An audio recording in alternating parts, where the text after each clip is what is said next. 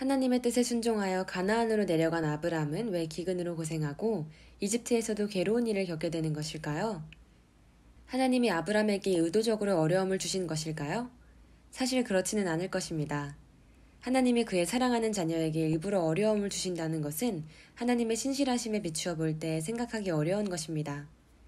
그렇게 본다면 기근은 단지 그 해의 가나안 지역에 예상된 기후현상일 뿐인 것입니다. 아브람을 테스트하거나 연단하기 위해서 하나님이 예정에 없던 흉년을 불러온 게 아니라는 것입니다. 또한 아브람이 이집트에서 당한 고난은 그가 믿음으로 가나안 땅에 거주하지 않고 자기 계산대로 이집트로 옮겨갔기 때문에 발생한 것입니다. 하나님의 자녀들에게 생기는 괴로운 일들을 어떻게 봐야 할까요? 어려움은 일반인이나 성도에게나 늘 있습니다. 그런데 성도들은 어려움이 생기면 일반인들보다 실망을 더 많이 할 수 있습니다. 이는 우리가 하나님의 자녀이므로 아버지가 우리의 앞길을 평탄하게 해주실 것이라고 미리 기대하고 있었기 때문일 것입니다. 그런데 기대와는 다르게 성도에게도 여전히 어려움이 생기므로 작은 고통에도 더 크게 실망하게 되는 것입니다. 기대가 컸으니 실망도 크다는 것입니다. 어떤 사람들은 믿고 나서 오히려 어려운 일이 더 많이 생긴다고 불평하기도 합니다. 하나님은 정말 성도들의 어려움을 미리 막아주지 않는 것일까요? 사실 하나님은 많은 괴로운 일들을 미리 막아주실 것입니다.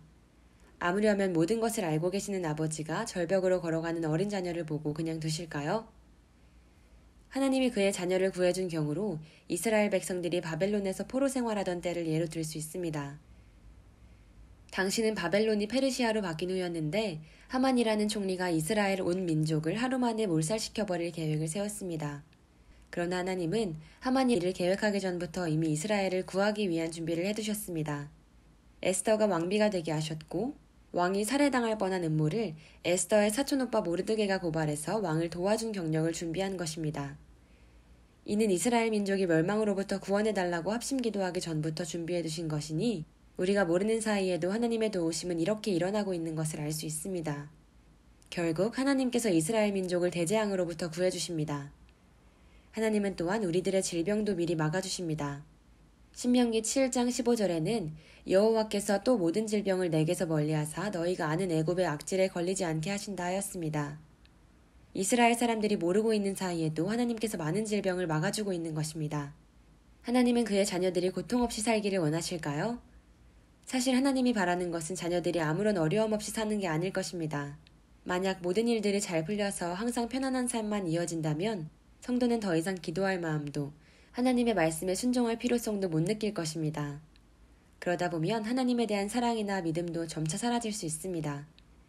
또한 하나님께서 재난이나 질병을 미리 막아주는 것은 대부분 우리가 인식하지 못하는 중에 일어나고 나중에도 알지 못할 수 있습니다. 만약 누가 우리 발 앞에 돌부리를 미리 제거해버린다면 우리는 이미 평탄해진 길을 걸어가므로 돌부리가 제거된 사실도 모르고 제거한 사람에게 감사할 필요성도 느끼지 못할 것입니다. 이와 같이 하나님께서 미리 도와주신 것에 감사는 덜하고 오히려 현재 보이는 고통에 대해서만 불평하는 일이 생길 것입니다. 도와주고도 욕만 먹는다면 누가 그런 일을 하고 싶을까요? 이는 하나님이 원하시던 결과가 아닐 것입니다. 사실 우리가 겪는 고통들은 하나님이 주시는 것이 아니고 대부분 자신이나 다른 사람들에게 원인이 있는 것입니다. 먼저 고통의 원인이 자신에게 있는 경우를 살펴보면 이는 대부분 자신들이 말씀대로 살거나 선하게 살지 않았기 때문에 오는 것입니다. 예를 들어서 큰돈을 벌려고 무리하게 투자를 하다가 손해를 많이 본다면 이는 본인이 과욕을 부린 결과이며 하나님이 주신 고난이 아닌 것입니다. 또한 발암물질로 알려진 음식을 알면서도 맘대로 먹다가 암에 걸렸다면 그 원인도 대부분 자신에게 있는 것입니다. 노력하기보다는 쾌락을 많이 추구했다면 그 결과로 인한 괴로움 역시 본인의 것입니다. 부부간의 갈등으로 고통이 크다면 이는 자신이 예수님을 본받아 희생적인 사랑을 하지 않고 성질대로 대응했기 때문일 가능성이 높은 것입니다. 어떠한 고난은 우리의 죄로 인해 하나님께서 주시는 징계로서 올 수도 있습니다. 성경의 많은 인물과 이스라엘 백성들이 하나님께 범죄함으로 고난을 당합니다. 이와 같이 우리가 살아가는 중에 발생하는 어려움의 많은 부분들이 우리 자신의 문제로 인해서 오는 것입니다. 그러므로 만약 우리가 예수님의 사랑과 바른 믿음으로 살아갈 수만 있다면 이 중에 많은 고통을 피해갈 수 있을 것입니다. 이번에는 사람들로 인해 괴로운 경우를 봅시다. 예를 들어 누군가가 나에게 기분 나쁜 소리를 했다고 가정해 봅시다. 나는 그 일로 인해 며칠간 마음이 괴로웠습니다. 그러다가 결국 그 화살을 하나님께로 돌려서 하나님은 나에게 왜 이런 고통을 주시는 걸까 하고 고민하거나 불평을 할 수 있습니다. 그런데 이것이 하나님이 주신 고통일까요? 하나님은 사람에게 자신의 행동과 언어에 대한 자유 권한을 주셨습니다. 그러므로 모든 사람들은 스스로의 생각과 결정으로 자신이 하고 싶은 말이나 행동을 하는 것입니다. 만약 원망하고 싶다면 나를 괴롭게 한 사람에게만 해야 할 것입니다. 단지 참새 한 마리가 땅에 떨어지는 것도 하나님의 허락하에 이루어진다 하였으니 우리에게 오는 고통이 하나님의 허락하심 속에 이루어지는 것은 맞을 것입니다.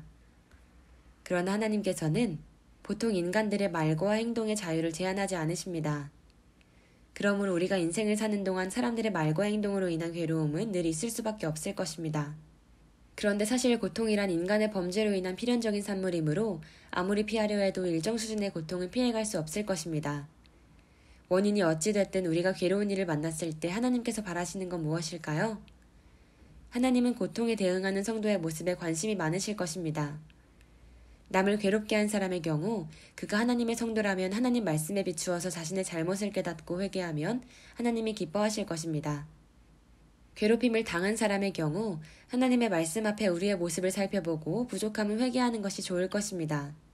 또한 너희 원수를 사랑하라는 주님의 말씀에 따라 괴롭게 한 사람이 밉더라도 그를 용서하고 사랑하려고 노력해야 할 것입니다. 그리고 불평보다는 하나님의 도우심과 잘 극복할 믿음을 주시기를 더 기도하며 묵묵히 견뎌나가는 모습을 보인다면 하나님께서 기뻐하실 것입니다. 모두 하나님의 말씀에 비추어서 바르게 행한다면 하나님은 매우 기뻐하시고 결과적으로 두 사람 모두에게 좋은 결과를 가져다 주실 것입니다. 믿은 결과가 겨우 이건가 하고 불평하는 사람은 하나님을 사랑해도 조건적으로 사랑하는 것입니다. 선물이 눈앞에 보일 때만 사랑하고 그렇지 않으면 언제든지 돌아설 준비가 되어 있다는 것입니다. 그러나 하나님은 언제나 변함없이 우리를 사랑하고 기다려주시는 분입니다. 우리가 조금이라도 아버지를 닮아간다면 우리에게도 조건 없이 하나님을 사랑하려는 모습이 나타나야 할 것입니다. 사실 우리가 바르게 대응한다면 하나님이 허락하시는 고난은 모두 유익한 것입니다. 아브라함이 기근을 만난 것은 까닭없이 받은 고난이고 이집트로 내려가서 받은 고난은 하나님의 뜻을 제대로 따르지 못하다가 받은 고난입니다. 고난의 원인은 다르지만 아브라함은 최종적으로 믿음이 더 깊어지고 더 큰 부자가 되었습니다. 이것만 봐도 성도의 고난은 모두 유익한 것이었음을 알 수 있습니다. 하나님을 쉽게 판단하고 속히 실망하는 것이 얼마나 어리석은 것인지 알 수 있게 해주는 결과입니다. 이번 영상에서는 대부분의 고통은 하나님이 주시는 것이 아니라는 것과 우리가 말씀 따라 선하게 살면 삶의 고통을 많이 줄일 수 있음을 알아봤습니다. 어떠한 고통이든지 자신의 부족한 모습을 돌아보고 하나님을 신뢰하고 나가면 결국은 축복으로 마감될 것입니다. 그런데 하나님이 도와주기로 정했더라도 이스라엘이 그것을 이루어주기를 기도해야 들어주실 것이라는 말씀이 있습니다. 이 말씀을 보면 하나님께서 도와줄 마음이 있다 해도 우리가 기도하지 않으면 도움을 받지 못할 수 있다는 것과 만약 우리가 미리 기도한다면 하나님의 더 많은 도우심을 받을 수 있을 것임을 생각할 수 있습니다. 시청해주셔서 감사합니다.